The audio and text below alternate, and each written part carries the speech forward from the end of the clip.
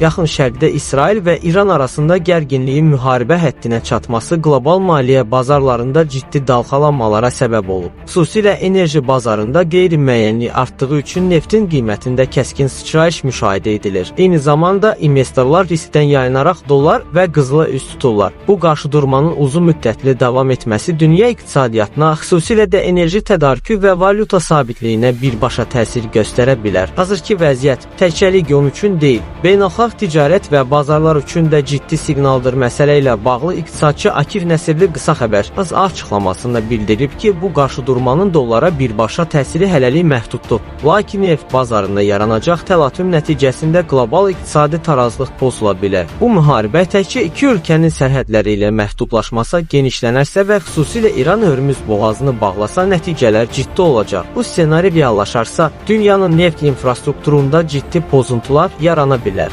Müharibənin bütün yaxın şərqi əhatə etməsi dünya bazarına çıxarılan neftin 50-60% azalmasına gətirib çıxara bilər. Hazırda belə bir təhlükənin ilk əlamətləri hiss olunur, artıq dünya bazarına çıxan neftin 20%-i gecikir. İqtisadçı hesab edir ki, vəziyyət belə davam edərsə neftin qiyməti $100 keçə bilər. Bu da özü ilə ciddi iqtisadi nəticələr gətirəcək. Neft qiymətlərinin sürətli artması dünya üzrə inflyasiya təzyiqlərini gücləndirəcək. İnflyasiya artdıqca maliyyə bazarlarında qeyri-sabitlik yaranacaq. Bu isə birbaşa olmasa da dolayı yolla dolların məzənnəsinə təsir göstərəcək.